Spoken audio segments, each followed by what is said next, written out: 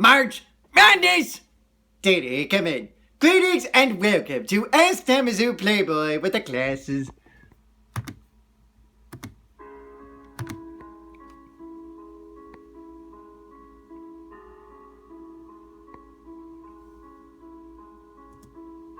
Why are they showing Easter commercials when we haven't even gotten to St. Patrick's Day? That's a very good question. And the answer is, well, you should know by now. I answered something that was similar to this before.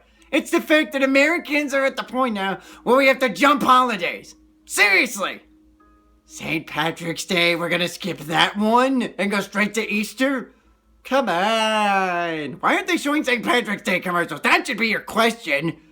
Why aren't they showing St. Patrick's Day commercials? Because, well, St. Patrick's Day is like a week away or something like that. Come on.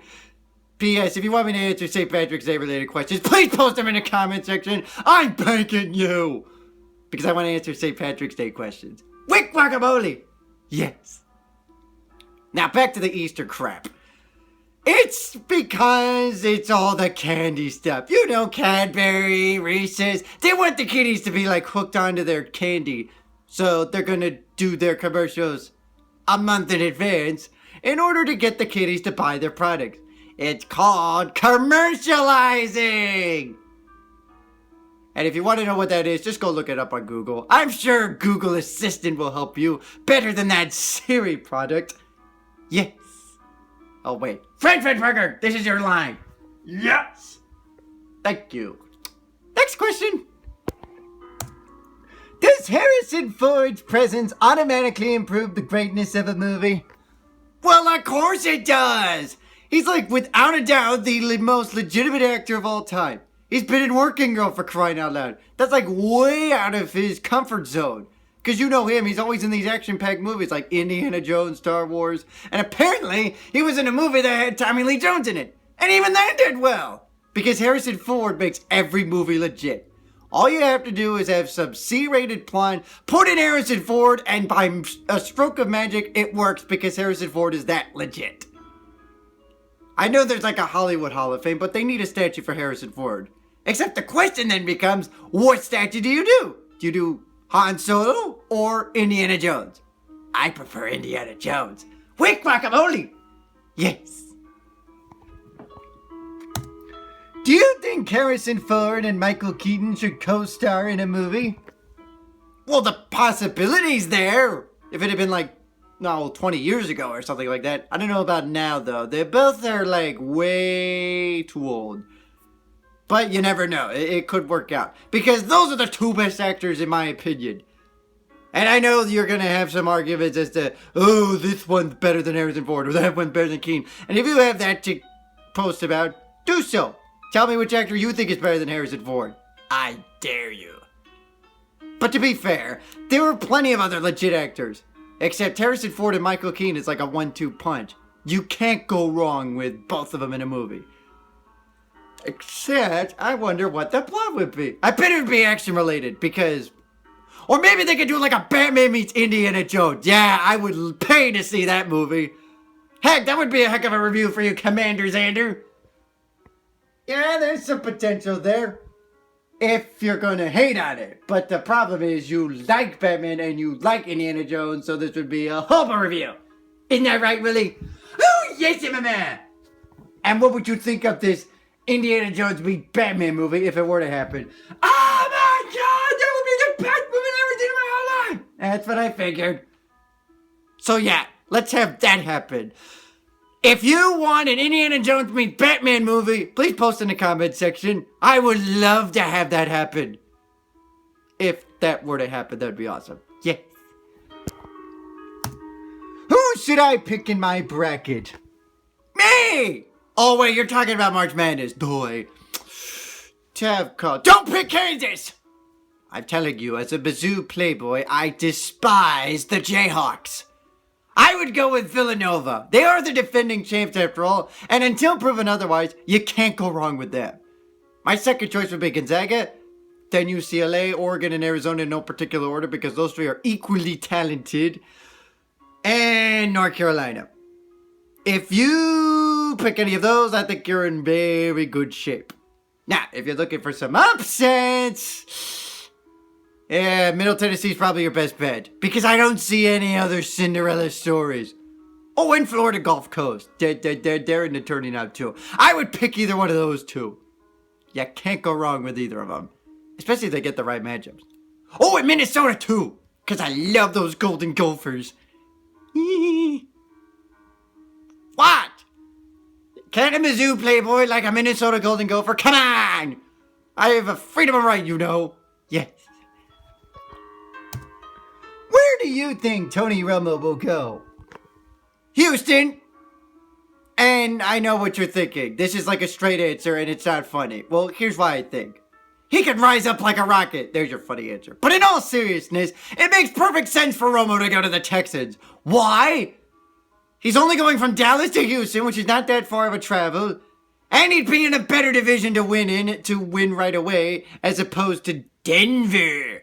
Look, nothing wrong with Denver, but the problem is you got KC and Oakland in that division, and by golly, they have defenses that could bury Romo alive, and that's the last thing he needs at his stage of his career. So I say Houston, because the only team you have to worry about in that division is Tennessee and maybe Indianapolis if luck is healthy. Jacksonville's like a godforsaken dumpster fire. And that would give them a chance to contend for the AFC. Except they're going to run into the Patriots and Brady rules, so no. Romo will never win a Super Bowl. But he's got a better chance to do so in Houston. So I say Houston, where he'll fly like a rocket. Because he's the Rocket Man! Tribute to Elton John, a classic phenom. Yes. Who do you think will win the NFC? Oh, this is because of those pending free agency moves that were announced today. That would be Deshaun Jackson going to Tampa and... Brandon Marshall going to the Giants. I would say the Giants. Now I know what you're thinking. The creator posted his 6 top teams that'll make the playoffs. Well, I know they're all going to make the playoffs, but that doesn't mean they're going to win the NFC. For instance, Detroit will not win the NFC. I say the Giants because they got Brandon Marshall, and this is the most talent that Eli Manning has ever possessed. And by golly, does he need talent, because he can't win by himself. He got lucky twice. He needs talent in order to win another Super Bowl. So I think they'll do it, because Marshall goes from one New York team to the other. The difference is the Jets are a dumpster fire, and the Giants have legitimate chances of winning it all. Besides, Seattle's going to win the NFC West, and they don't really have that much competition. They ain't going to get home field because they're not as good as they want for. Neither are the Packers, even though I want the Packers. The problem is the Giants are going to be right there. Tampa will be an improved team. In fact, I think they'll win the division. Mainly because Atlanta's going to suffer that hangover of biblical proportions. But I don't think anybody's going to challenge the Giants. So that means it'll be the Giants and the Patriots in the Super Bowl. And for those who don't want to see the Patriots win another Super Bowl, then today's your lucky day. Because the Giants will win it because New England's kryptonite is the Giants. And I think the Giants are going to win the NFC and thus win the Super Bowl. Even though the creator's not going to like that. I'm sure that'll be quite a conversation in our next production meeting. Seriously, go Giants! Actually, I want the Pack, but you know it's the Giants. Yes. Who do you think should run the Lakers? Me! I'm like perfect for the Lakers. I'm meant for LA. Because I am like Mr. Hollywood. Because I live like a Hollywoodan. And by golly, I know what the team needs. It needs to be like the Lakers of the 80s. The Showtime Lakers. You know, fun and gun, showboating, being all finesse and whatnot. That's how you're going to win in this modern NBA. Because of the fucking Warriors and their goddamn three-point shooting. So, that's how I would do it. But if you were to ask me legitimately who should run for the Lakers, oh, just make it like the Packers. Have everybody own a piece of the Lakers.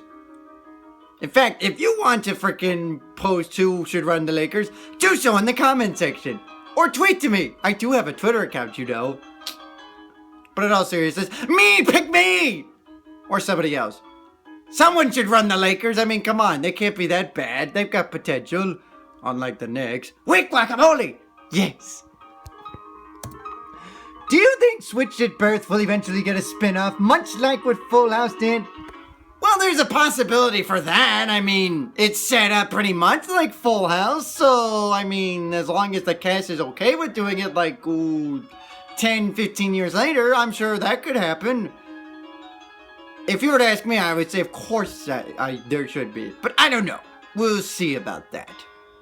Though I think there should be. It would be awesome! Just to see the lives of the main characters moving on, and then they have other characters, and then they're accidentally switching all that stuff. That would be totally awesome. In fact, I would call that series Switched at Birth. Get it? Because you switched it. Yeah, that's too confusing for you. Let's move on. If you were to direct a movie, who would be in it and what would the plot be? Harrison Ford and Michael Caine, and it would be Indiana Jones meets Batman. Seriously, in the comment section, please let me know if you want that to happen. I would totally kill for it. Oh, and if you're wondering who else would be in it, I don't know. Just as long as Michael Caine and Harrison Ford are there, it would be good enough for me. Yes. What did you think of the new Nostalgia Critic intro? I thought it was a good timeline of his recent past. Really, really well put together. Which reminds me, hey, channel answer, how come I haven't heard from you about me being on your channel? I would totally be worthy. Seriously. I'm not even gonna go there. Oh, screw it, I will. Let me be on your channel, let me be on your channel, let me be on your channel. Mirror, mirror on the wall, who's the best Batman of them all?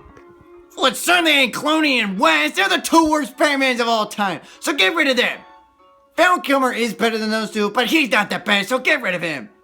And even though Ben Affleck was okay, he's not the best, so get rid of him. So that pretty much narrows it down to Christian Bale, Will Arnett, Michael Keaton, and Kevin Conroy. Except Christian Bale doesn't really... I mean, the only thing menacing about him being Batman is that voice that makes you sound like OJ. Which eventually doesn't get menacing, so throw him out. So I would say it's a toss-up between Arnett, Keaton, and Conroy because they all perfect Batman in their own unique ways. But do you want to know who the best overall Batman is? And I think you're going to be surprised by this answer. Me! Why do I pick me? It's because I'm Batman! This is Batman! Saying there's no such thing as a dumb question because I'm Batman, you dumbass!